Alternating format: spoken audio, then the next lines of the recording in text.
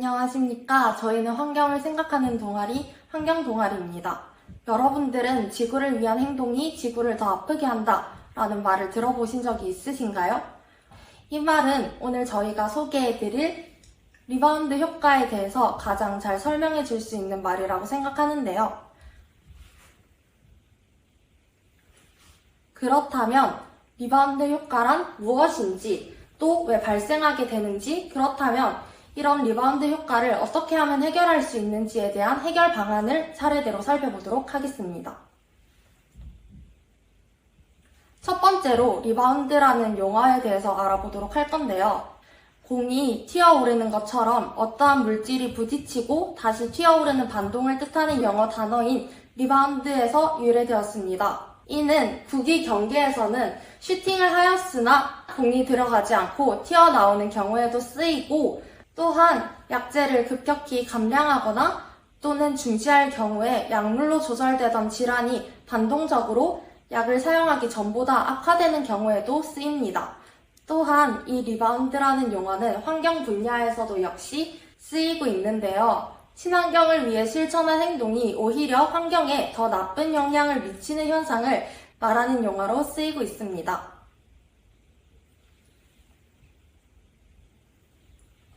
요즘 환경오염이 심각해짐에 따라 사람들 사이에서 제로 웨이스트나 탈플라스틱을 주장하는 목소리가 들려오고 있습니다. 우선 제로 웨이스트란 바로 일상생활 속에서 어떠한 쓰레기도 매립되거나 바다에 버려지지 않는 것을 추구하는 것을 말합니다. 그리고 탈플라스틱이란 플라스틱에서 벗어나 폐기물량을 줄여나가자는 의미를 담은 용어입니다. 이러한 친환경적 삶을 추구하는 소비 트렌드에 동참하는 과정에서 일회용품 사용을 줄이자는 취지로 에코백과 텀블러를 사용할 수 있는 경우를 많이 볼 수 있는데요.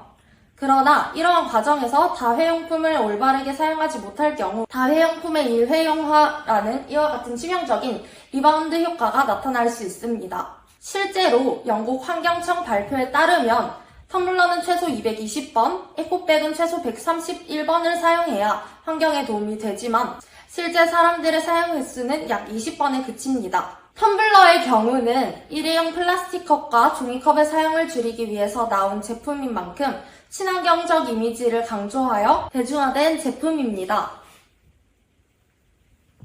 텀블러는 생산과 폐기 과정에서 플라스틱 컵의 13배, 종이컵의 24배에 달하는 온실가스를 배출하는데요. 유명 브랜드의 제품이나 디자인이 예쁜 텀블러를 찾아 장식용으로 수집하고 있는 소비자층이 두터워지게 되면서 본래의 목적을 잃어버린 텀블러 사용 문제가 날이 심각해지고 있습니다. 그리고 우리가 평소에 자주 들고 다니는 에코백 또한 리바운드 효과를 불러올 수 있습니다.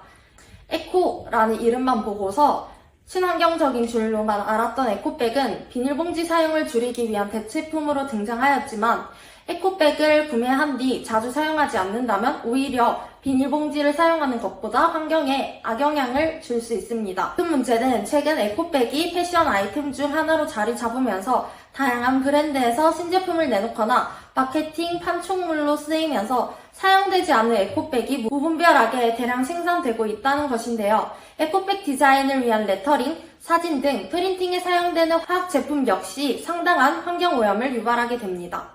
표에 제시되어 있는 환경보호를 위한 다회용품에 손익분기점을 넘기지 않고 사용하는 경우가 빈번해지면서 리바운드 효과가 더욱 크게 나타나는 것을 보여줍니다. 폴리백은 11회 이상, 면재질 에코백은 7,100회 이상, 유리 텀블러는 15회 이상, 플라스틱 텀블러는 17회 이상, 세라믹 텀블러는 39회 이상, 스테인리스 텀블러는 1000번 이상 써야 환경에 영향을 가지 않습니다. 리바운드 효과를 완화할 수 있는 가장 효과적인 방법 중 하나는 LCA, Life Cycle Assessment로 전 과정 평가입니다. 이는 제품의 생산부터 폐기까지의 전 과정을 단계별로 구분하여 각 단계별로 환경에 미치는 영향을 측정하는 평가법인데요.